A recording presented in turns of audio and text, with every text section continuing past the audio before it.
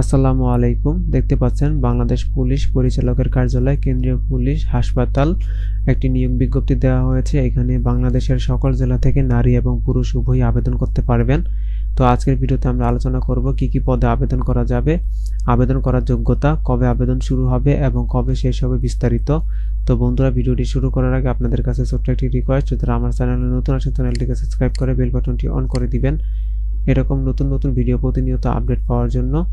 তো কথা না বাড়িয়ে আমরা মূল আলোচনায় চলে যাই। তো আমরা প্রথমে দেখে নিব যে এর আবেদন কবে শুরু হবে। তো দেখতে পাচ্ছেন এর আবেদন শুরুর তারিখ 2/12/2024 সকাল 10টা থেকে এবং আবেদন করা যাবে 31/12/2024 বিকাল 5টা পর্যন্ত। আবেদন করার জন্য একটি ছবির প্রয়োজন পড়বে। ছবির সাইজ হবে 300x300 পিক্সেল এবং একটি স্বাক্ষরের প্রয়োজন পড়বে। স্বাক্ষরের সাইজ হবে 300x80 পিক্সেল। আবেদন করার জন্য একটি লিঙ্ক দেওয়া আছে, এই লিঙ্কে প্রবেশ করে আপনাদের আবেদন করতে হবে। তো আপনাদের সুবিধার্থে আমি ভিডিও ডিসক্রিপশনে লিঙ্কটি দিয়ে দিব, সেখান থেকে আপনারা আবেদনটি করে নেবেন। তো আমরা এখন পদের নাম আলোচনা করব। তো প্রথমে দেখতে পাচ্ছেন অফিস সহকারী কাম কম্পিউটার মুদ্রাক্ষরিক, বেতন গ্রেড হচ্ছে 16, পদ সংখ্যা রয়েছে 12টি, অস্থায়ী পদ বছর সংরক্ষণের ভিত্তিতে।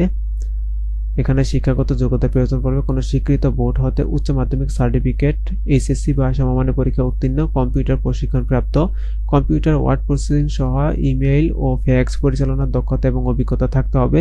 কম্পিউটার মুদ্রাক্ষরের সর্বনিম্ন গতি প্রতি মিনিটে ইংরেজিতে 20 শব্দ এবং বাংলায় 20 শব্দ থাকতে হবে।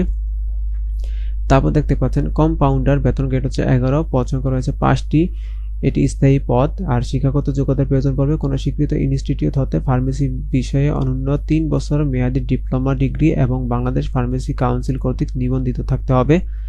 এরপর দেখতে পাচ্ছেন মেডিকেল টেকনোলজিস্ট, বেতন গ্রেড হচ্ছে 11, পদ সংখ্যা রয়েছে 12টি, শিক্ষাগত যোগ্যতার প্রয়োজন পড়বে কোনো স্বীকৃত ইনস্টিটিউট হতে সংশ্লিষ্ট বিষয়ে মেডিকেল টেকনোলজিতে ডিপ্লোমা ডিগ্রি থাকতে হবে। তো এই ছিল পদগুলো। তো আমরা এখন দেখে নেব যে আবেদন করার জন্য কত টাকা জমা দিতে হবে এবং কিভাবে টাকা জমা দিতে হবে।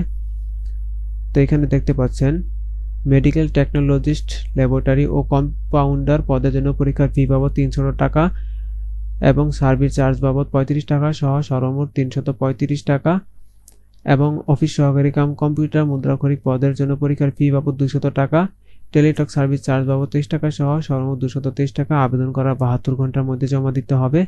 টাকাটি কিভাবে জমা দিবেন, আপনাদের মেসেজ অপশনে গিয়ে লিখতে হবে CPH লিখে স্পেস দিতে হবে, এরপর ইউজার আইডি বসিয়ে সেন্ড করতে হবে 16333 নাম্বারে। এরপর আপনাদের একটি মেসেজের রিপ্লাই দেওয়া হবে, সেখানে আপনাদের 8 ডিজিটের পিন নাম্বারটি দেওয়া থাকবে। আপনাদের দ্বিতীয় মেসেজ অপশনে গিয়ে লিখতে হবে CPH লিখে স্পেস দিতে হবে, ইয়েস লিখে স্পেস দিয়ে পিন নাম্বার বসিয়ে সেন্ড করতে হবে 16333 নাম্বারে।